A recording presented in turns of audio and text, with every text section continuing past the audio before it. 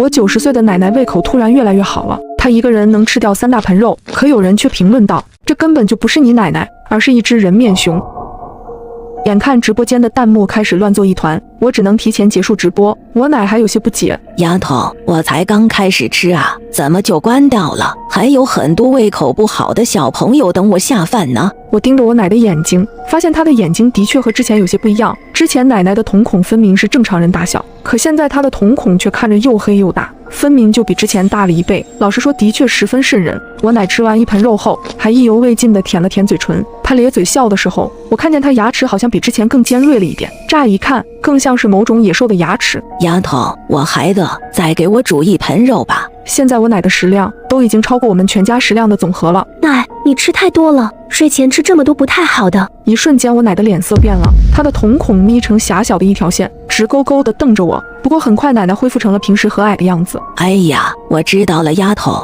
我奶笑眯眯地摸了摸自己的肚子。等我奶回房间后，我收到了清风道长给我单独发来的私信。黑熊身上是有异味的，就算它穿了人皮，还是掩盖不住身上的臭味。你奶奶是不是在1个月之前开始喷香水了？我心里一惊，这件事也被他说中了。我奶的确从旅游回来后就开始喷香水，我妈还打趣她是不是看上哪个老头子了。我后背越来越凉。她得不到满足后，迟早要对你们家里人下手。这种黑熊叫做人面熊，吃人之后会钻到人皮里，它吃了脑子之后还会有原来人的记忆。我之前遇到过人面熊，它伪装成原主人，跟他的一对妻女生活在一起长达3个月之久。最后我赶到的时候，那只人面熊已经不见了，家里只剩3张腐烂的人皮。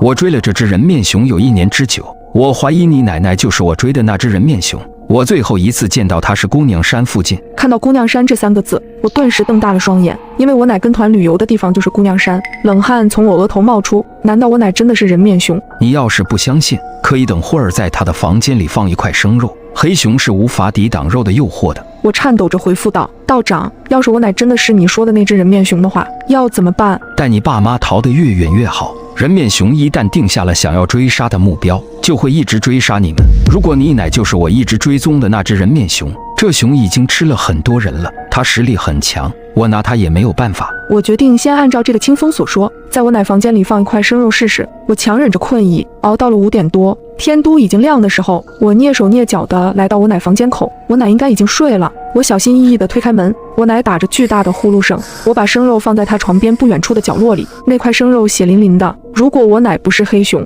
她肯定是不会吃的。正当我准备离开的时候，我瞥见我奶不知何时睁开了眼睛，她面无表情地斜着眼睛看着我，眼睛像是冒着绿光。丫头，你一大早在我的房间里做什么呢？我奶半眯着眼，直勾勾地看着我问道：“奶，我过来看看你踹被子了没呢？你忘记前几个月你半夜踢被子，感冒了半个月，把我们都快担心坏了。”我连忙挤出一个微笑。我奶若有所思地点了点头。放心吧，我现在早就不会踹被子了。倒是你在我房间里放了什么东西？我奶吸了吸鼻子，我没想到她的嗅觉这么灵。那肉我藏在角落里，还是被发现了。我睡不着，大黄一直吵我，我想拿肉喂它呢。来你房间的时候一不小心就掉了。我只能把生肉拿出来。当我拿出肉的那一瞬间，我看见我奶的瞳孔变得似乎更大了一点。我分明看到她吞咽了好几口口水。我的心沉了下来。这生肉闻着十分腥，普通人闻着都觉得恶心，可看我奶这样子，像是十分渴望一样。我奶眼珠子转了转，我这昨晚就没吃饱，看见你这肉又饿了。丫头，你给我煮点肉吃吧。我故意把生肉递到我奶跟前，我奶却露出抗拒的表情。这生肉臭死了，难怪我一下就闻到了。她脸上的嫌弃十分真实。好，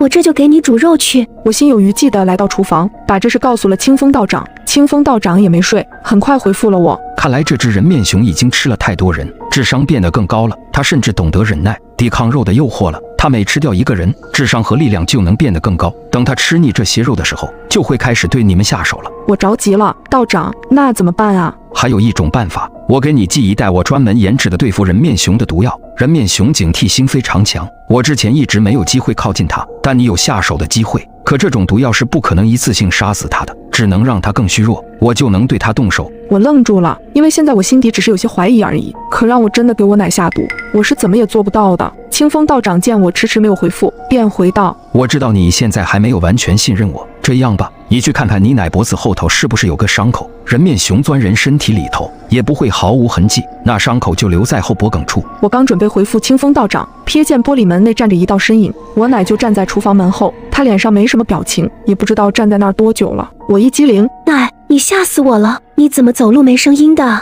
我奶脸上挂着一种十分古怪的表情。丫头，你听过一句话吗？动物走路是没有任何声音的。